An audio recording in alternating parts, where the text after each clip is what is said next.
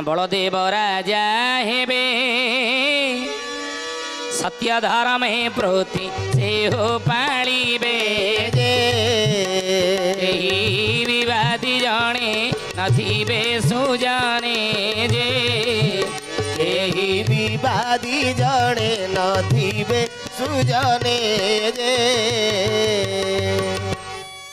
अच्युतानंद कहले राम रे कलिजुग शेष रे बलदेव राजा हेबे सत्य धर्मे पृथ्वी से ही पालिबे जे महागोपत शुण तोरे रामचंद्र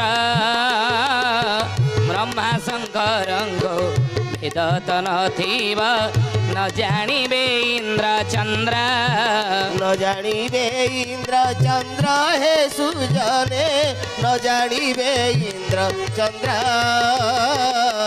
न जानिबे इंद्र चंद्र हे सुजने न जानिबे इंद्र चंद्र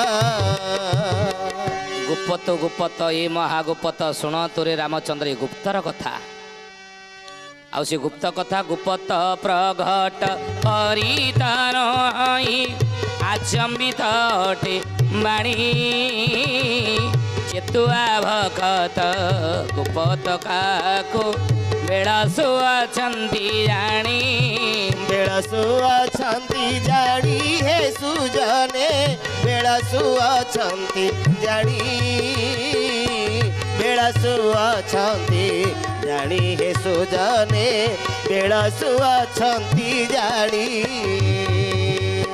सधे जानी अच्युतानंद महापुरुष मालिकार नाम है शिवकल्प नवखंड निर्घंट शिवकल्प रे कथा लिखिले उपत प्रकट करित नुहई आचंबित अटेवाणी कहीं ना ये गुप्त कथा आपको कहीदेले शिष्य रामचंद्र पचारे कले गुरुदेव जदि ये गुप्त कथा कहीं आप कहे ना ना आचंबित अटेवाणी ये बाणी लोक मैंने शुणिले एक शुणिले लोक आश्चर्य आचंबित लगे हाँ गोटे आश्चर्य जो गोटे असंभव जिनस घटव लोक मैंने आश्चर्य बा स्वाभाविक कथा तेणु से आश्चर्य हेले असंभव घटना यदि घटव तो लोक मैंने विश्वास करेंगे ना तेणु से ये गुप्त कथा आपको मुझे कहूँ किंतु ये गुप्त कथा हेले कौन हम राम रे चेतुआ भक्त गुप्त क्या बेड़सु अच्छा जानी ये चेतुआ भक्त माने संसार जन्म होती चारिआडे केते गोटी के गोटी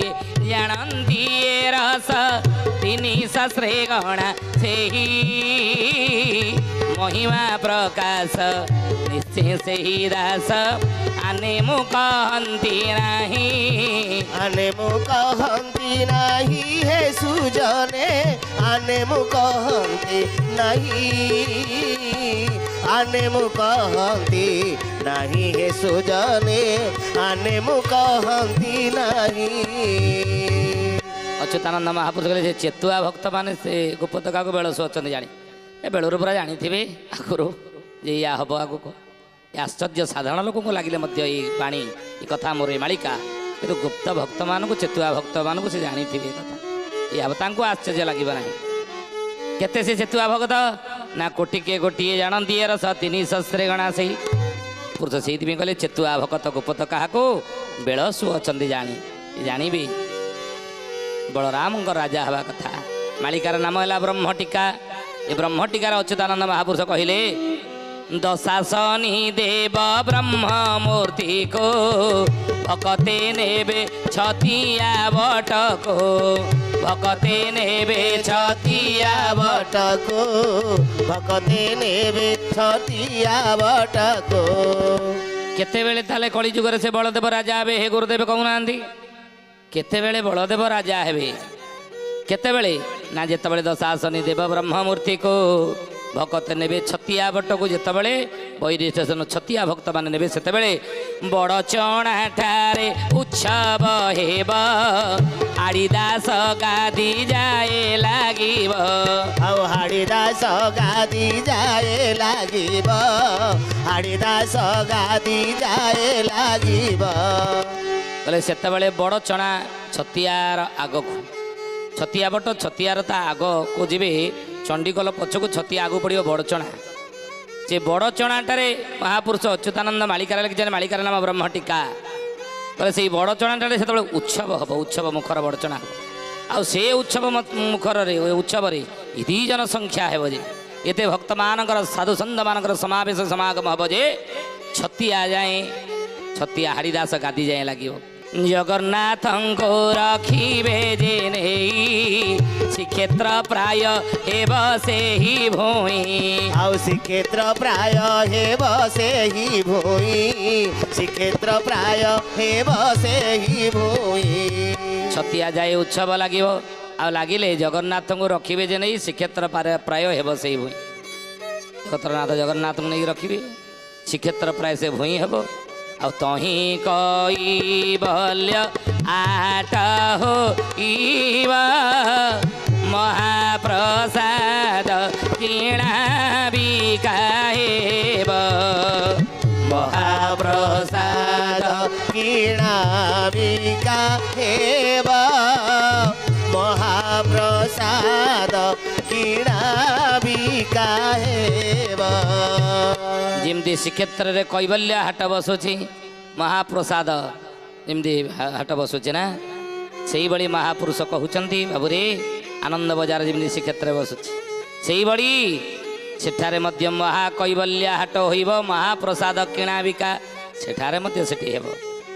ଆଉ ବଢ଼ିବ ଅନନ୍ତ କେଶରୀ କୀର୍ତ୍ତି, ଲୀଳା ପ୍ରକାଶ ହେବ ଦିବାରାତ୍ରି। ଲୀଳା ପ୍ରକାଶ ହେବ ଦିବାରାତ୍ରି, ଲୀଳା ପ୍ରକାଶ ହେବ ଦିବାରାତ୍ରି।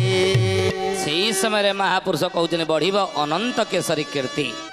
ଅନନ୍ତ କେଶରୀଙ୍କର କୀର୍ତ୍ତି ସେହି ସମୟରେ ହିଁ ବଢ଼ିବ, ବଳଦେବଙ୍କର କୀର୍ତ୍ତି ବଢ଼ିବ।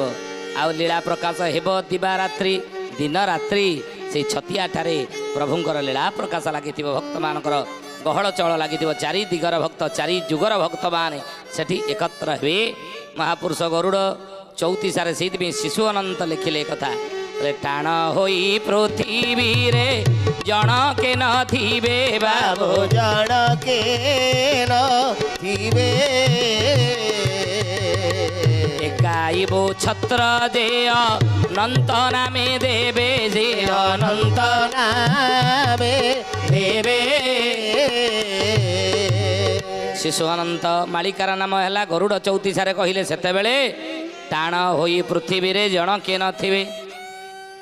ସେତେବେଳେ ଟାଣ ଦେଖେଇବା ପାଇଁ ପୃଥିବୀରେ ଲୋକ କେହି ନଥିବେ। ଧନର ଯୋଗୁଁ ହେଉ, ଜ୍ଞାନ ଯୋଗୁଁ ହେଉ, ଉଚ୍ଚ ପଦ ପଦବୀ ଯୋଗୁଁ ହେଉ, ପ୍ରତିଷ୍ଠା ଯୋଗୁଁ ହେଉ, ଇ ଯଦି ଯୋଗୁଁ ଭିତରେ ଟାଣ କାହାର ଥିବ, ମହାପୁରୁଷ କହିଲେ ସିଏ ଟାଣ ହେଇକି ସେତେବେଳେ କେହି ନଥିବେ। ଟାଣ ହୋଇ ପୃଥିବୀରେ ଜଣେ କିଏ ନଥିବେ, ଜଣେ ହେଲେ ଟାଣ ହେଇକି ନଥିବେ, ଗର୍ବ ଅହଙ୍କାରର ଥିବ। ଆଉ ଟେକାଇବୁ ଛତ୍ର ଯେ ଅନନ୍ତ ନାମେ ଦେବେ, ସେତେବେଳେ ଅନନ୍ତ ମସ୍ତକେ କ'ଣ ନା ଲାଗିବ ଛତା, ଉଡ଼ିବ ଛତା, ଅନନ୍ତ ମସ୍ତକରେ ଛତା ଉଡ଼ିବ। ବଳଦେବ ସେତେବେଳେ ରାଜା ହେବେ, ସେତେବେଳେ ଛତ୍ର ଧାରଣ କରିବେ। ଛତ୍ରୀ କାହା ମୁଣ୍ଡ ଉପରେ ଆଗେ? ରାଜାଙ୍କର ମୁଣ୍ଡ ଉପରେ ଛତ୍ରୀ। ତେଣୁ ସେଇଥିପାଇଁ ସେତେବେଳେ ବଳଦେବଙ୍କର ଟେକାଇବୁ ଛତ୍ର ଯେ ଅନନ୍ତ ନାମେ ଦେବେ, ସେତେବେଳେ ବଳଦେବ ରାଜା ହେବେ। ମହାପୁରୁଷ ସେଇଥିପାଇଁ କହିଲେ କେଉଁଠି ନା ବଳଦେବ ରାଜା ହେବେ କାହ୍ନୁ ପରିଚାର ବାବୁ, କାହ୍ନୁ ପରିଚାର। ବସିବ ସୁଧର୍ମା ସଭା ଯାଜନଗ୍ର ଠାର ବାବୁ, ଯାଜନଗ୍ର ଠାର। ତାହେଲେ ବଳଦେବ ରାଜା ହେବେ। ପ୍ରଭୁ ତାହେଲେ କ'ଣ କରିବେ? ପ୍ରଭୁ ରାଜା ହେବେନି କି? ନା, ଅଚ୍ୟୁତ କହିଲେ ରାମରେ ବଳଦେବ ରାଜା ହେବେ କାହ୍ନୁ ପରିଚାର। କାହ୍ନୁ ପରିଚାର ହେଇକି ରହିବେ, ବୁଝିଲେ, ପରିଚାଳକ ହେଇକି ରହିବେ। ପରିଚାଳନା କିଏ କରନ୍ତି? ଜ୍ଞାନୀ ଗୁଣିମଣ୍ଡଳୀ। ରାଜା ଜଣେଇଲେ ତାଙ୍କର ପରିଚାରକ ମାନେ ଥିବେ, ପରିଚାଳନା କରନ୍ତି। ଯିଏ କ'ଣ ରାଜନୀତିକି ଯିଏ ପରିଚାଳନା କରନ୍ତି, ରାଜ୍ୟକୁ ଯିଏ ପରିଚାଳନା କରନ୍ତି, ପରିଚାଳକ କାହ୍ନୁ ହେଇକି ରହିବେ। ବଳଦେବ କିନ୍ତୁ ରାଜା ହେବେ। ଆଉ ବସିବ ସୁଧର୍ମା ସଭା ଯାଜନଗର ଠାରେ। ତାହେଲେ ଯାଜନଗରରେ ସୁଧର୍ମା ସଭା ବସିବ। ସୁଧର୍ମା ସଭା କାହାକୁ କହନ୍ତି? ଜ୍ଞାନୀ ଗୁଣିମଣ୍ଡଳୀ। ଦେବରାଜ ଇନ୍ଦ୍ରଙ୍କର ସଭାକୁ ସୁଧର୍ମା ସଭା କହନ୍ତି, ବା ଦେବତାମାନଙ୍କର ସଭାକୁ ସୁଧର୍ମା ସଭା କହନ୍ତି। ତେଣୁ ସେଇ ସୁଧର୍ମା ସଭା କେଉଁଠି ହେବ ନା ଯାଜନଗରରେ ସୁଧର୍ମା ସଭା। ବଳଦେବ ରାଜା ହେବେ କାହ୍ନୁ ପରିଚାର, ବସିବ ସୁଧର୍ମା ସଭା ଯାଜନଗର ଠାର। କେଉଁଠି ବଳଦେବ ରାଜା ହେବେ ମହାପୁରୁଷ କହିଲେ ବଳଦେବ ରାଜା ହେବେ ଦିଲ୍ଲୀ ସିଂହାସନେ ବାବୁ ବାବୁ ଦିଲ୍ଲୀ ସିଂହାସନେ ବୀଣା ବାଇ ନାରଦ ଯେ ନାଚିବେ ଛାମୁରେ ବାବୁ ବାବୁ ନାଚିବେ ଛାମୁରେ ବଳଦେବ ରାଜା ହେବେ ଦିଲ୍ଲୀ ସିଂହାସନେ ବୀଣା ବାଇ ନାରଦ ଯେ ନାଚିବେ ଛାମୁରେ। ବୁଝିଲେ ଏ କଥା ମହାପୁରୁଷ ଅଚ୍ୟୁତାନନ୍ଦ ମାଳିକାରେ ଏ କଥା ଲେଖିଛନ୍ତି ଯୁଗାବ୍ଧି ଗୀତାରେ କଳିକଳ୍ପ ଗୀତାରେ। ସେଇଭଳି ଶିଶୁ ଅନନ୍ତ ମାଳିକାର ନାମ ଗରୁଡ଼ ଚୌତିଶାରେ ଲେଖିଛନ୍ତି ବଳଦେବ ରାଜା ହେବେ ଦିଲ୍ଲୀ ସିଂହାସନେ। ଜ୍ଞାନୀ ଗୁଣିମଣ୍ଡଳୀ ସେଇଭଳି ଅତି ବଡ଼ି ଜଗନ୍ନାଥ ଦାସ ମାଳିକାର ନାମ ହେଲା ଭକ୍ତି ଚନ୍ଦ୍ରିକା। ଏ ଭକ୍ତି ଚନ୍ଦ୍ରିକାରେ କହିଲେ ବ୍ରହ୍ମ ଜନମ ନାମ ଅନନ୍ତ କେଶରୀ ନୃପତି ହୋଇବେ ଜାଣ ନୃପତି ହୋଇବେ ଜାଣ ହେ ସୁଜନେ ନୃପତି ହୋଇବେ ଜାଣ ରାଜଗାଦି କି ସେ ଆବୋରି ବସିବେ ସୁଖ ହେବ ସେହି ଦିନ ଶୁଣ ସୁଜନେ ଗୁଣି ବେଳ କାଳ ଆସିଲାଣି ହେ ଶୁଣ ସୁଜନେ ଗୁଣି ମହାପୁରୁଷ କଲେ କଲେ ବାବୁରେ ଶିଶୁ ଅତି ବଡ଼ି ଜଗନ୍ନାଥ ଦାସ ମାଳିକାର ନାମ ହେଲା ଭକ୍ତି ଚନ୍ଦ୍ରିକାରେ ଏ କଥା କହିଲେ ବ୍ରହ୍ମ ଜନ୍ମ ନାମ ଅନନ୍ତ କେଶରୀ ନୃପତି ହୋଇବେ ଜାଣ ରାଜଗାଦିକି ସେ ଆବରି ବସିବେ ସୁଖ ହେବ ସେଇଦିନ ସେଇଦିନ ଠାରୁ ସାରା ବିଶ୍ୱରେ ସୁଖ ଆସିବ ବୋଲି ମହାପୁରୁଷ ଅଚ୍ୟୁତାନନ୍ଦ ଜି କି ଜୟ ତାହେଲେ ସେଦିନ କେବେ କେଉଁ ଦିନ ହେଇଥିବ ସିଏ ସେ ସମୟଟା କେତେବେଳେ ମହାପୁରୁଷ ଶିଶୁ ଅନନ୍ତ ସେଇ ନିର୍ଦ୍ଦିଷ୍ଟ ସମୟ କହିବାକୁ ଯାଇ ବଳଦେବଙ୍କର ରାଜା ହେବାର ସମୟ କହିବାକୁ ଯାଇ ମାଳିକାର ନାମ ଭବିଷ୍ୟ ମାଳିକାରେ କହୁଛନ୍ତି ଶିଶୁ ଅନନ୍ତ କ'ଣ କହିଲେ କହିଲେ ଶୁକ୍ଳ ପକ୍ଷ ବୈଶାଖ ମାସ ତୃତୀୟା ତିଥି ଯେ ରୋହିଣୀ ବୃଷ ତୃତୀୟା ତିଥି ଯେ ରୋହିଣୀ ବୃଷ ତୃତୀୟା ତିଥି ଯେ ରୋହିଣୀ ବୃଷ ମହାପୁରୁଷ ଶିଶୁ ଅନନ୍ତ କହୁଛନ୍ତି କେବେ ହେବେ ନା ଶୁକ୍ଳ ପକ୍ଷ ବୈଶାଖ ମାସ ବୈଶାଖ ମାସ ହେଇଥିବ ଗୋଟେ ମାସକ 30 ଦିନିଆ 30 ଦିନ ଦୁଇଟା ପକ୍ଷ ଗୋଟେ କୃଷ୍ଣ ପକ୍ଷ ଗୋଟେ ଶୁକ୍ଳ ପକ୍ଷ କହିଲେ ବୈଶାଖ ମାସର ଶୁକ୍ଳ ପକ୍ଷ ହେଇଥିବ ଆଉ ତୃତୀୟା ତିଥି ଯେ ରୋହିଣୀ ବୃଷ ତୃତୀୟା ତିଥି ସେଦିନ ହେଇଥିବ ତିଥି ହେଇଥିବ ତୃତୀୟା ରୋହିଣୀ ବୃଷ ନକ୍ଷତ୍ର ଚାଲୁଥିବ ଆଉ ଆଉ କ'ଣ କହିଲେ ସମୟ ନା ବାର ବୃହସ୍ପତି ସେ ବିଦ୍ୟମାନ ଗୋପ୍ୟ ନୃପତି ଉଦୟ ସେ ଦିନ ଗୋପ୍ୟ ନୃପତି ଉଦୟ ସେ ଦିନ ଗୋପ୍ୟ ନୃପତି ଉଦୟ ସେ ଦିନ ବାର ବୃହସ୍ପତି ସେ ବିଦ୍ୟମାନ ବାରଟା କ'ଣ ପଡ଼ିଥିବ ବୈଶାଖ ମାସ ହେଇଥିବ ଶୁକ୍ଳ ପକ୍ଷ ହେଇଥିବ ତୃତୀୟା ତିଥି ହେଇଥିବ ରୋହିଣୀ ବୃଷ ନକ୍ଷତ୍ର ହେଇଥିବ ଆଉ ସେତେବେଳେ ବାରଟା କେଉଁ ଦିନ ହେଇଥିବ ନା ବୃହସ୍ପତି କହିଲେ ଗୁରୁବାର ହେଇଥିବ ସେଇଦିନ ଗୋପ୍ୟ ନୃପତି ଉଦୟ ସେଦିନ ସେଇଦିନ ବଳଦେବ ନୃପତି ହେବେ କହିଲେ ରାଜା ହେବେ ଦିଲ୍ଲୀ ସିଂହାସନରେ ବୁଝିଲେ ମାଳିକାରେ ମହାପୁରୁଷ କହିଛନ୍ତି ଭବିଷ୍ୟ ମାଳିକା ମାଳିକାର ନାମ ଶିଶୁ ଅନନ୍ତ କହିଲେ କହିଲେ ନାମ ହେବ ଯେ ଅନନ୍ତ କେ ସାରି ଲୁଚି ରହିଥିବେ ଧବଳଗିରି ଲୁଚି ରହିଥିବେ ଧବଳଗିରି ଲୁଚି ରହିଥିବେ ଧବଳଗିରି ନାମ ହେବ ଯେ ଅନନ୍ତ କେଶରୀ ଲୁଚି ରହିଥିବେ ଧବଳଗିରି ନାମ ତାଙ୍କର ଅନନ୍ତ କେଶରୀ ହେଇଥିବ ଜ୍ଞାନୀ ଗୁଣିମଣ୍ଡଳୀ ସୁଧେୟାନୀ ସବୁ ଯୁଗରେ ପ୍ରଭୁ ରାଜା ସତ୍ୟ ଯୁଗରେ ତ୍ରେତୟା ଯୁଗରେ ଦ୍ୱାପର ଯୁଗରେ ପ୍ରଭୁ ରାଜା କିନ୍ତୁ କଳି ଯୁଗରେ ପ୍ରଭୁ ରାଜା ହେବେ ନାହିଁ କଳି ଯୁଗରେ କିଏ ରାଜା ହେବେ ନା ବଳଦେବ ହିଁ ରାଜା ହେବେ ବଡ଼ ଭାଇ ଏ ଜ୍ଞାନୀ ଗୁଣିମଣ୍ଡଳୀ ସୁଧେୟାନୀ ସେ ହିଁ କଳି ଯୁଗରେ ରାଜା ହେବେ ଯଦି ରାଜା ହେବେ ମହାପୁରୁଷ କହୁଛନ୍ତି ଅନନ୍ତ କେଶରୀ ଆସିବେ ବାହି ବାଳମୂରତି ହୋଇଥିବେ ସେହି ବାଳମୂରତି ହୋଇଥିବେ ସେହି ବାଳମୂରତି ହୋଇଥିବେ ସେହି ମାଳିକାର ନାମ ହେଲା ତତ୍ତ୍ୱବୋଧିନୀ ତତ୍ତ୍ୱବୋଧିନୀର ତୃତୀୟ ଖଣ୍ଡ ପ୍ରଥମ ଅଧ୍ୟାୟରେ ଅଚ୍ୟୁତାନନ୍ଦ ମହାପୁରୁଷ କହୁଛନ୍ତି ରାମରେ ଅନନ୍ତ କେଶରୀ ଆସିବେ ଭାଇ ଅନନ୍ତ କେଶରୀ ଆସିବେ ବାଳ ମୂରତି ହୋଇଥିବେ ସେଇ ବାଳକ ହେଇଥିବେ ପୁଣି ବାଳ ମୂରତି ହେଇକି ଥିବେ କେତେବେଳେ କହିଲେ ହାତୀ ଚଢ଼ିଣ ଦେଶ ବୋଲି ଯିବେ ଶ୍ରୀକ୍ଷେତ୍ର ଆସିଣ ନୃପତି ହେବେ ଆଉ ଶ୍ରୀକ୍ଷେତ୍ର ଆସିଣ ନୃପତି ହେବେ ଶ୍ରୀକ୍ଷେତ୍ର ଆସିଣ ନୃପତି ହେବେ ସେଥିଜନେ ମହାପୁରୁଷ କହିଲେ ବଳଦେବ ଯେତେବେଳେ ଆସିବେ ସେତେବେଳେ ରାଜା ଯେତେବେଳେ ହେବେ ସେତେବେଳେ ଶ୍ରୀକ୍ଷେତ୍ରରେ ଆସିକି ନୃପତି ହେବେ ବୁଝିଲେ ତେଣୁ ଏଥିରୁ ସ୍ପଷ୍ଟ ଜଣାଯାଏ ମହାପୁରୁଷମାନଙ୍କର ମାଳିକା ଶାସ୍ତ୍ରରୁ ଅଚ୍ୟୁତାନନ୍ଦଙ୍କର ମାଳିକା ଯଶୋବନ୍ତଙ୍କର ମାଳିକା ଜଗନ୍ନାଥ ଦାସଙ୍କର ଭକ୍ତି ଚନ୍ଦ୍ରିକା ଶିଶୁ ଆନନ୍ଦଙ୍କର ଭବିଷ୍ୟ ମାଳିକା ଆହୁରି ମଧ୍ୟ ମହାପୁରୁଷ ଅଚ୍ୟୁତାନନ୍ଦଙ୍କର ବ୍ରହ୍ମ ସାଙ୍କୁଳି କହିଲେ ଅନନ୍ତ ମୂର୍ତ୍ତି ଅନ୍ତେ ବିଜେ ସେ ବ୍ରହ୍ମ ସନାତନ ରାଜେ ସେ ବ୍ରହ୍ମ